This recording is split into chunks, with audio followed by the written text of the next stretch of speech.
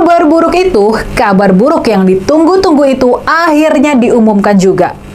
Menteri Keuangan Sri Mulyani akhirnya harus mengumumkan kabar buruk kalau ekonomi Indonesia memang lesu, memang suram. Bayangkan saja, sudah 2 bulan berjalan di tahun 2025, bulan Januari dan Februari, tapi penerimaan pajak baru mencapai 8,6% dari target tahun ini. Penerimaan pajak pemerintah anjlok 30% dibandingkan periode sama di tahun lalu.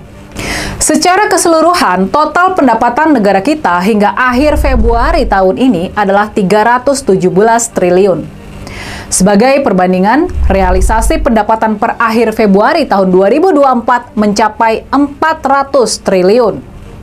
Itu berarti realisasi pendapatan tahun ini turun sekitar 20%. Sudah pasti ini adalah kabar buruk yang memang sudah diperkirakan dan diantisipasi banyak pihak, khususnya para pebisnis. Ekonomi Indonesia memang sedang tidak baik-baik saja. Ekonomi Indonesia suram, ekonomi Indonesia gelap. Ekonomi Indonesia sama sekali nggak cerah seperti yang diklaim oleh Presiden Prabowo dan juga Opung Luhut Panjaitan, Ketua Dewan Ekonomi Nasional.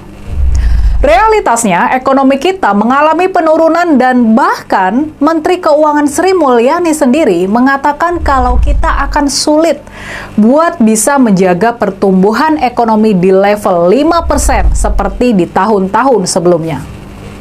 Ini benar-benar kabar buruk buat kita semua. Tapi soal lesunya ekonomi, soal menurunnya daya beli masyarakat, ini sebetulnya sudah kita rasakan sejak beberapa waktu lamanya. Ini bukan fenomena baru di masyarakat. Pengumuman Ibu Sri Mulyani sekedar jadi penegas dari apa yang sudah dirasakan oleh masyarakat. Kabar buruk lesunya ekonomi Indonesia datang dari pertengahan bulan puasa, menjelang jutaan keluarga di seluruh Indonesia berkumpul bersama di hari Lebaran. Akankah perayaan Lebaran tahun ini bakal dipenuhi dengan cerita suram, sulitnya ekonomi di awal pemerintahan Presiden Prabowo? Akankah kumpul-kumpul keluarga itu juga dipenuhi pergunjingan tentang kasus-kasus korupsi yang belakangan banyak diungkap? Akankah silaturahmi Lebaran kali ini dipenuhi oleh pandangan-pandangan negatif akan masa depan Indonesia? Akankah liburan Lebaran tahun ini jadi momentum penyebaran rasa pesimis dan ketidakpuasan rakyat kepada pemerintah? Bisa jadi, sangat bisa jadi, secara politik momen Lebaran tahun ini bakal memperluas barisan ketidakpuasan kepada pemerintah. Bisa jadi pasca Lebaran, kondisi politik malah bakal menjadi lebih panas lagi. Kondisi ekonomi yang sulit membuat rakyat lebih mudah dan lebih sering menggerutu kepada pemerintah. Yang jadi pertanyaan dan perhatian masyarakat sekarang, yang jadi pertanyaan penting kita sekarang, pertanyaannya adalah seberapa mampu pemerintahan Prabowo Gibran mengatasi kelesuan ekonomi sekarang ini? Apakah mereka sanggup menahan kemerosotan ekonomi ini? Ada 2 faktor yang akan menentukan sejauh mana pemerintahan Prabowo Gibran akan mampu mengatasi kondisi ekonomi sekarang ini. Yang pertama adalah soal strategi yang dimiliki oleh pemerintah. Apa strategi yang dipunya pemerintah?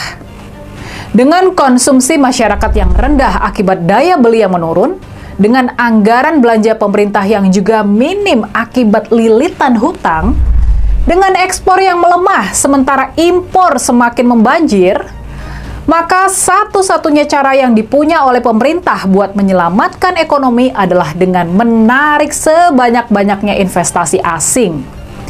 Tanpa ada sokongan kucuran dana dari para investor multinasional, ekonomi kita nggak bakalan tertolong.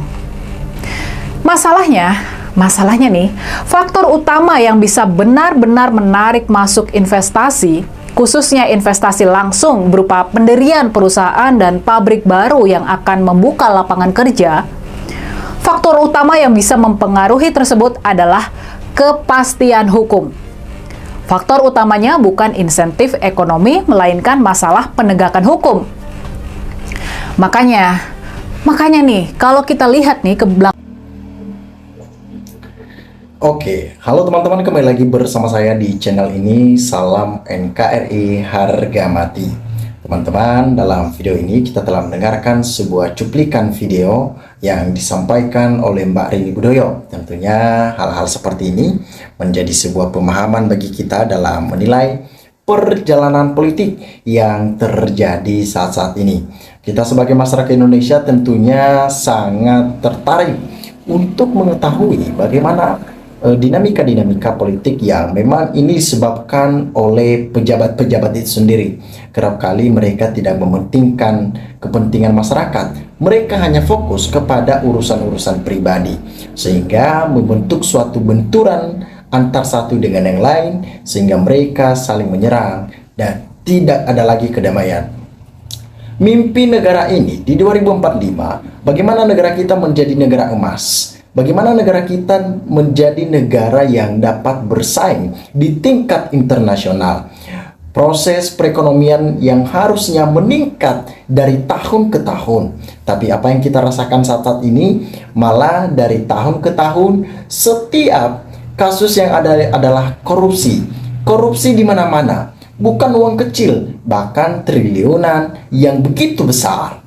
Tentunya ini membuat masyarakat Indonesia akan terpuruk dalam perekonomian yang begitu merosot nantinya, dikarenakan para pejabat-pejabat, mafia-mafia, bahkan tikus-tikus kantor. Mereka hanya fokus kepada diri mereka sendiri tanpa memikirkan apa kewajiban mereka yang seyogianya mereka kerjakan.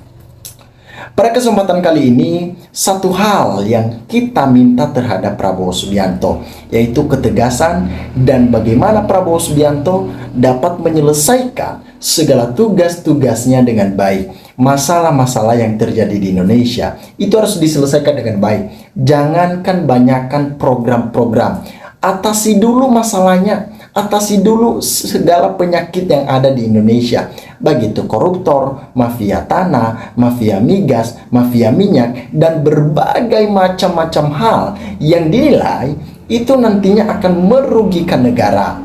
Karena buat apa kita buat program yang dinilai nantinya itu akan menguntungkan negara, sedangkan yang sudah ada pun itu tidak dapat terpelihara. Ya, itu harusnya yang lebih tepat. Dan Prabowo jangan main-main akan hal ini. Ini akan mempertaruhkan masa depan Indonesia ke depannya.